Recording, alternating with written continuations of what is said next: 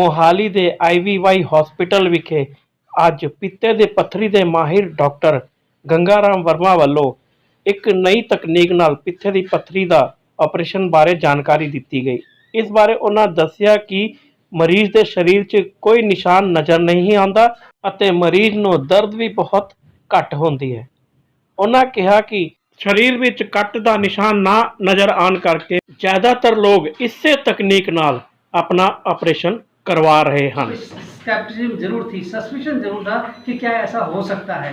We should always be there. I think जब भी हम कोई नया रिसर्च करते हैं तो behind the brain we always think is it really good for the patient and in what sense how it is going to help our patient, the agony, the pain, the results of the surgery. Now so therefore जो भी innovation होता है, जब भी हम सोचते हैं तो उसमें हमारी इमेजिनेशन काम आती है। It's always imagine. सिंस हम ये सर्जरी तकरीबन 30 साल से कर रहे थे वहाँ पर, तो ऑब्वियसली जो सर्जन ज़्यादा एक्सपीरियंस होते हैं वही ज़्यादा जाकर के कोई नई टेक्निक या उस नए विचार अपने आप में ये उनको इम्प्लीमेंट करते थे। तो ये जो है जब हमने सर्जरी शुरू की है तो जब भी कोई टेक्निकल इनोवेशन होता है तो ये हमारे 5 प्रिंसिपल होते हैं कि क्या ये फीजिबल है, क्या हम किसी मरीज में कर सकते हैं, एंड सेकेंडली क्या फीजिबल के अलावा क्या ये सेफ है पेशेंट के लिए। कि कोई भी सर्जरी जब करते हैं तो सेफ्टी इज ऑलवेज नंबर 1 कि patient has to remain safe. Efficient means हमारा तो उतने टाइम में हो जाना चाहिए, बहुत नहीं लाने लगेंगे। रिप्रोड्यूसर मीन्स हमारे अलावा कोई और भी कर सके केस, ऐसा होना चाहिए कि ऐसा नहीं होना चाहिए केवल एक्सपीरियंस आदमी करे बकाया ना कर पाए। तो reproducible means any third person can do it and it should be cost effective because India is a country of a poor people. So we devise a technique where there no more new instruments are required. With the same instrument we could do surgery. नीचे लगाते हैं, अगर आप देखें सबसे नीचे जो देखें ब्लू डॉट्स हैं, ये इंसिजन लगते हैं। तो इंसिजन के बाद सबसे पहले हम पेट में इनकी बहुत ही छोटा सा स्टैब इंसिजन से इनको हम अंदर पेट में हम गैस भरते हैं जिससे कि पेट को हम फुलाते हैं। ये पेट फुलाने के बाद इसकी जो टेक्निक है, जो technique of doing operation is absolutely same जैसे कि हम कन्वेंशनल लेप्रोस्कोपिक कोलिस्टेक्टमी करते हैं।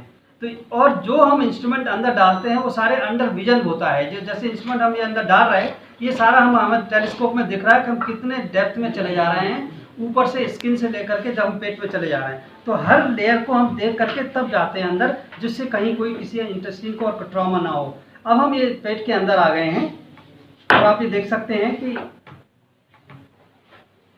ये ऑर्गन है जिनका कि ये देखिए ऑर्गन जो ये इंस्ट्रूमेंट्स हैं, ये इंस्ट्रूमेंट की साइज़ 5 से लेकर 6 मिलीमीटर की होती है और एक इंस्ट्रूमेंट 10 mm का होता है जो कि नीचे डालते हैं।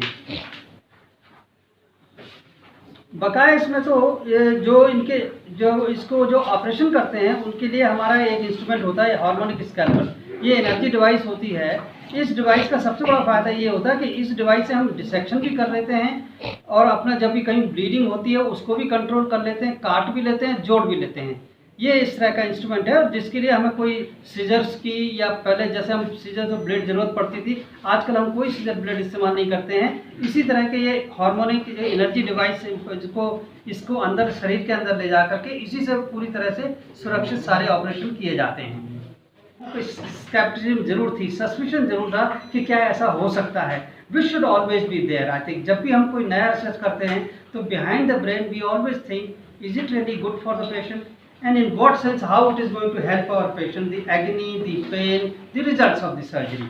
नाउ सो देयरफॉर जो भी इनोवेशन होता है, जब भी हम सोचते हैं तो उसमें हमारी इमेजिनेशन काम आती है। It's always imagine.